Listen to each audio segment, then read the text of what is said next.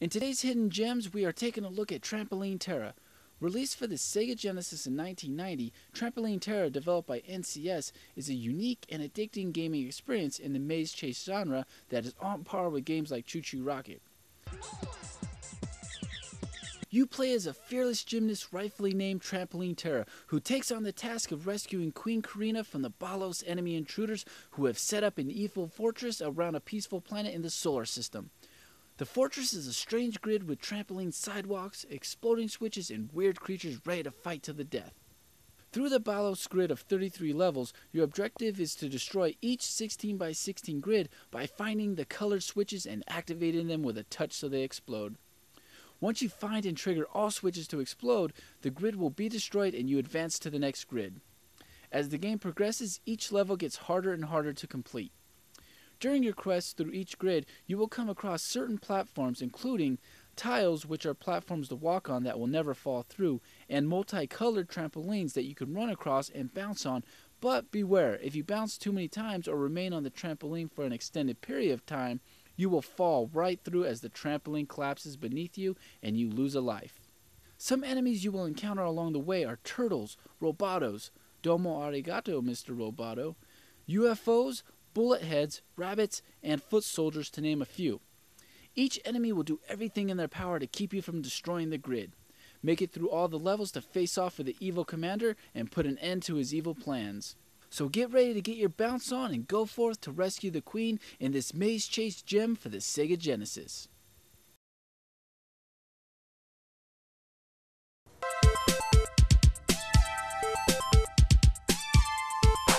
Now, at first glance, Trampoline Terror may seem to only appeal to younger audiences, but don't be fooled, adult gamers. This game actually gets very challenging as the game progresses. So, if you're a fan of the maze chase puzzle genre, you gotta check it out.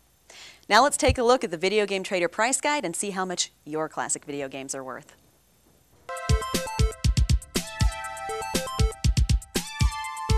Here we take a look at a rarity for the Atari 5200, Bounty Bob Strikes Back, designed by Bill Hogue.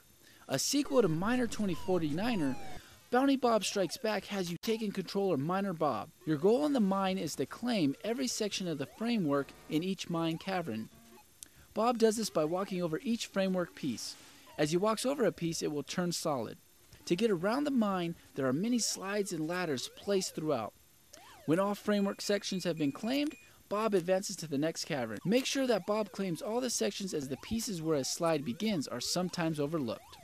The box for this game is just as rare as the game itself, and trying to find a complete copy with the enclosed poster and included Miner 2049er as a bonus can be quite the challenge. But through persistence on eBay, complete copies including Miner 2049er have showed up around $800.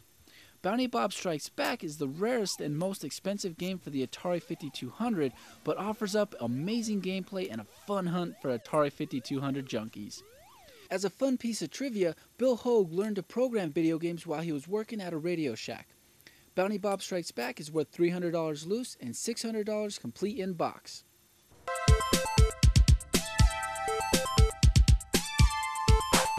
We have to take our last commercial break of the show, but when Video Game Trader TV returns, Odyssey 2 fans rejoice. We have a new game coming your way. Plus, we check out what's hot in Japan in our import segment.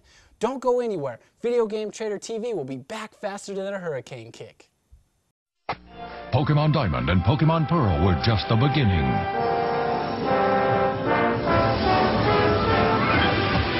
You can explore a new world in the Sinnoh region, discover powerful new forms of Pokemon, and experience the all-new Wi-Fi Plaza and Battle Frontier. The epic new adventure arrives March 22nd. You can reserve a copy of Pokemon Platinum and get this limited edition Giratina Origin Form figure. Deposit may be required.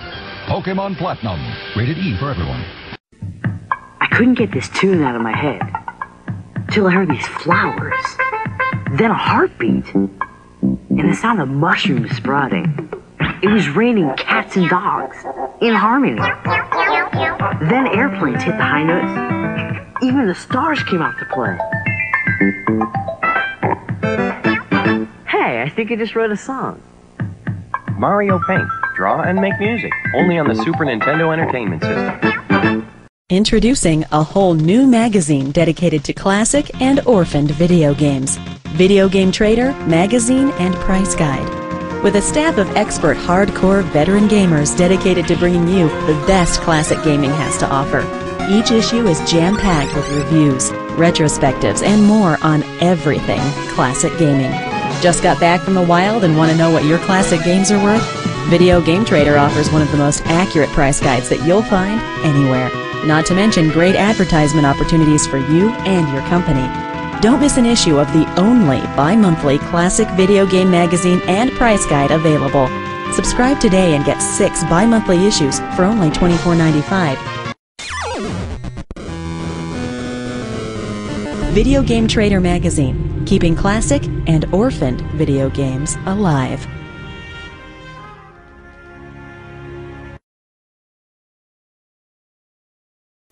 Welcome back to Video Game Trader TV. I'm your host, Rachel Weinstein. And I'm Jim Combs.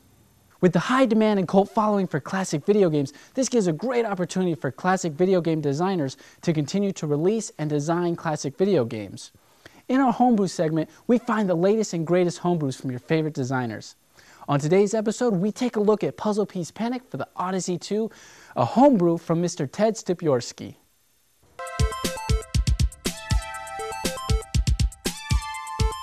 We are here with Mr. Ted Szczypiorski, designer of the homebrew Puzzle Piece Panic for the Odyssey 2.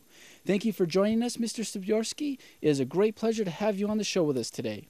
Alrighty, let's get things started with our first question. What is it about the Odyssey 2 that made you decide to make the homebrew Puzzle Piece Panic? I was on the video pack forums and the topic of Tetris came up. The consensus was that it would be pretty much impossible to make for the Odyssey. I took it almost like a personal challenge to prove them wrong. It was like I couldn't let the Odyssey 2 be the only system that couldn't handle Tetris. Did you run into any complications while designing Puzzle Piece Panic?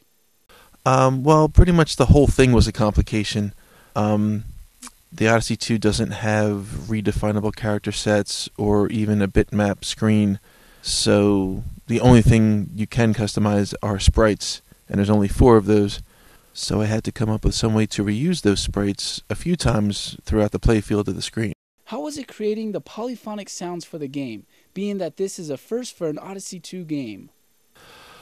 Well, I was actually playing around with sound a few months before I even started Puzzle Piece Panic.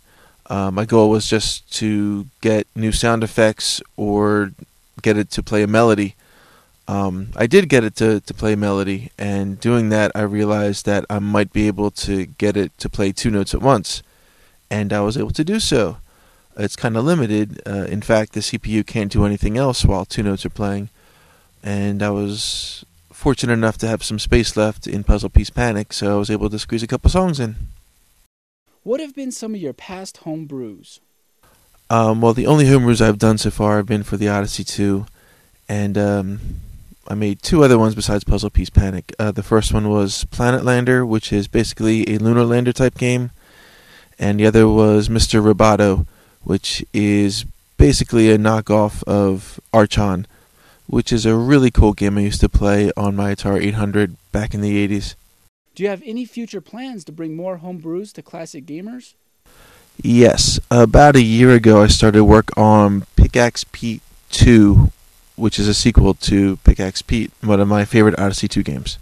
If you could design on a system that you have not yet done so with, which one would it be and why? When I first started doing the homebrew thing, my intention was to write a game for all of the systems I had when I was a kid. But probably, if it weren't for the Odyssey 2, I would probably want to write a game for the Vectrex. It's just such a departure from the other systems because of the vector scope that it seems really fun and different to write something on. Have you ever dreamed of folding Tetris pieces? Yeah, I have actually. When I was writing the game, I often would have to test even the smallest thing, and usually I would get sucked into playing a whole full game. Tetris is just a very addictive game, and once it gets in your head, it doesn't want to leave, even when you're trying to sleep. Well, that's all the time we have for today. Thank you for joining us, Mr. Szczypiorski. It was a great honor. Thanks for having me.